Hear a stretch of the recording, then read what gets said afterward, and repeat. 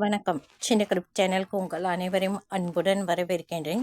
இன்றைய ஆன்மீக தகவல் ஸ்ரீ அன்னை ஸ்ரீ பகவான் அரவிந்தர் பற்றிய தகவலை தான் நாம் பார்க்க போகின்றோம். அன்பர்கள் அனைவருடைய பிரார்த்தனையும் ஸ்ரீ அன்னை ஸ்ரீ பகவான் அரவிந்தர் திருப்பாதங்களில் சமர்ப்பணம் செய்கின்றேன். நம்பிக்கையான நியாயமான பிரார்த்தனைகள் நிச்சயமாக கைகூடும். உண்மை. கடினமான பெருமுயற்சி செய்து அடையப்படும் ஒரு வெற்றி. இந்த வெற்றியை பெற ஒருவன் உண்மையான வீரனாக பகைவர்களையோ மரணத்தையோ எதை கண்டும் அஞ்சாத வீரனாக இருக்க வேண்டும். ஏனெனில் உடல் இல்லாமலோ உலகம் முழுவதையும் எதிர்த்து நடத்தும் இந்த போராட்டம் தொடர்கின்றதோ அது வெற்றியிலே முடியும். அதுக்கு எப்பவுமே உண்மையாக இருக்கணும். எந்த சூழ்நிலையும் நம்ம உண்மைக்கு பயப்படக்கூடாது. பொய் சொல்கிறவங்க தான் பயப்படுவாங்க.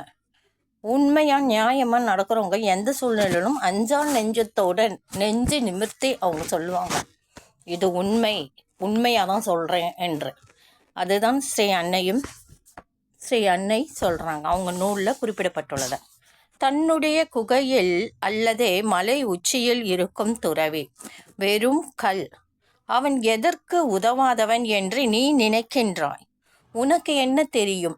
அவன் தனது பெரு வலிமை கொண்ட இச்சா சக்தியின் ஓட்டங்களினால் உலகை நிரப்பிக்கொண்டும் தன்னுடைய ஆன்ம நிலையில் அழுத்தத்தால் அதை மாற்றிக்கொண்டும் இருக்கலாம். முக்தன் தனது ஆன்மாவின் அதன் உயர் சிகரங்களில் பார்ப்பதையே தூள உலகில் பிரகடனப்படுத்தவும் நிறைவேற்றி வைக்கவும் தீர்க்க தரிசிகளும் தீரர்களும் தோன்றுகின்றார்கள். பிரபஞ்சமான சங்கத்தார் கூறுவது நுணுக்க விவரங்களில் தவறு, ஆனால் சாராம்சமான விஷயத்தில் சரி. இந்திய பனி சிகரங்களில் ஒரு ஆன்மா கடவுளை சுதந்திரம், சகோதரத்துவம், சமத்துவம் என்ற வடிவில் அளவு கண்டதனாலேயே புரட்சி ஏற்பட்டது. ஆத்மாவின் ஆற்றல் எல்லாம் தூள ஆற்றங்களை விட மிக பெரியது என்று காட்டுகிறாரான். இரண்டுமே இன்றியமையாதவை. எல்லா பேச்சும் செயலும் நித்திய மோனத்தில் இருந்து தயாராகி வருகிறது. பெரும் கடல்ல ஆழங்களில் கொத்தளிப்பு ஏதும் இல்லை. ஆனால் பக்கத்தில் அதன் மகிழ்ச்சி ஆரவாரத்தின் கரை நோக்கிய அதன் பாய்ச்சலில் முழக்கம் கேட்கின்றதா. ஆழ் கடல்ல பார்த்தீங்கன்னா எந்த ஒரு சலசலப்பும் இல்லாமல் அமைதியாக இருக்கும் கடலை. அது எந்த ஒரு சலசலப்பும் இருக்காது. ஆனால் அந்த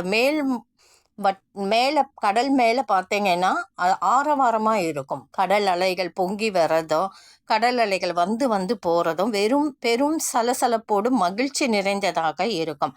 ஆனால் மேல் பக்கத்தில் அதன் மகிழ்ச்சி ஆரவாரத்தின் கரை நோக்கிய அதன் பாய்ச்சலின் முழக்கம் கேட்கின்றது. குமுறலான செயலின் மத்தியில் முக்தான்மாவின் நிலையும் அத்தகையதே. ஆன்மா செயல் புரிவதில்லை. திணறடிக்கக்கூடிய செயலை அது மூச்சு காற்றை போல் வெளிப்படுத்துகிறது, அவ்வளவுதான். முன் சொன்ன அதே கருத்தையே இதுவும் சொல்கின்றது. செயலுக்கு காரணம் இருக்கும், அது செயலின் வெளிப்படும். உணர்வும் ஆற்றலும் தூள அளவில் அதை நிறைவேற்றி வைக்கும்.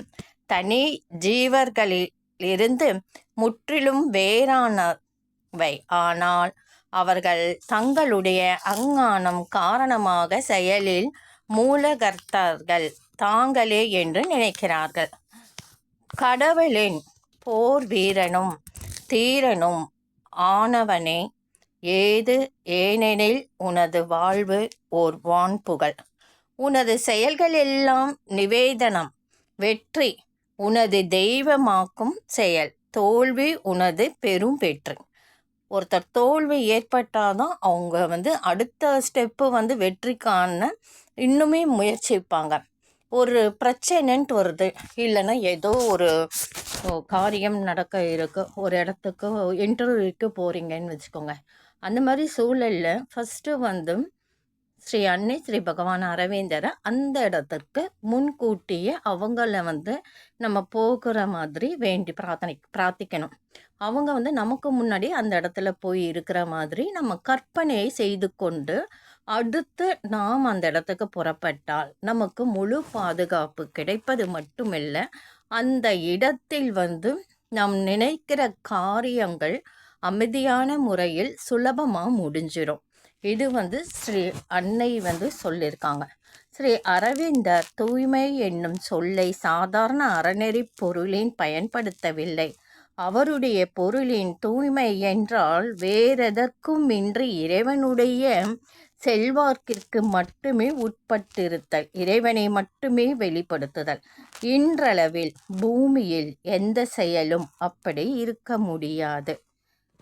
மரணமே முக முடியணிந்த எனது நண்பனே, வாய்ப்புகளை உண்டாக்கி தருவோனே நீ, முன்கூட்டியே அதை எங்களுக்கு தெரிவிக்க தயங்காதே. ஏனெனில் நாங்கள் அதன் இரும்பு வாயில்கள் திறக்கும்பொழுது உண்டாகும் கரகரப் பொலிவை கேட்டு நடுங்குவோர் அல்லர். அதாவது மரணத்தை முன்கூட்டியே எங்களுக்கு வந்து தெரியப்படுத்துங்க. திடீர்னு ஏற்படும் பொழுது அதை தாங்கக்கூடிய சக்தியில் பயம் நம்மளை வந்து கவ்விக்கொள்ளும். பயம் வந்து நம்மக்கிட்ட இருக்கும் என்று சொல்லப்படுகிறது. உன்னுடைய கீழ் உறுப்புகள் இன்னும் பாவத்துக்கம் அவற்றின் அதிர்ச்சியை பெறுகின்றனவா? ஆனால் மேலே உன் கண்களால் பார்க்கும்படியாகவோ பார்க்கப்படாமலோ உனது ஆன்மா அமைதியான சுதந்திரமாக வெற்றி வாகை சூடி ராஜ கம்பீரத்தோடு விற்றிருக்கிறது. முடிவு வருவதற்கு முன்பே ஸ்ரீ அன்னை அவளுடைய வேலையை செய்து முடித்திருப்பார்.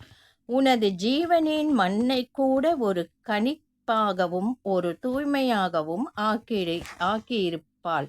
உன்னுடனே உன் இதயம் கலக்கம் அடைந்திருக்குமானால் நீண்ட நாட்களாக நீ சிறிதும் முன்னேறாதிருந்தாயானால் உனது பலம் தளர்ந்து படபடப்பு கொண்டால் உனது தெய்வீக காதலின் எஜமானனின் நித்திய வாக்கை எல்லா தீமை பாவங்களிலின்றும் நான் உன்னை விடுவிப்பேன், வருந்தாதே என்ற இங்கு ஸ்ரீ பகவான் அரவிந்தர் ஆன்மா என குறிப்பிடுவது நம் ஒவ்வொருவருக்கும் உள்ள தெய்வ சந்நித்தியத்தை, இந்த சந்நித்தியம் நம்முள் எப்பொழுதும் இருந்து கொண்டே இருக்கிறது என்றும் இறுதி வெற்றி நிச்சயம் என்பதை நாம் நம்பும்படி செய்து நமது துக்கத்தை எல்லாம் போக்கிவிடும். இந்த பதிவு உங்களுக்கு கண்டிப்பாக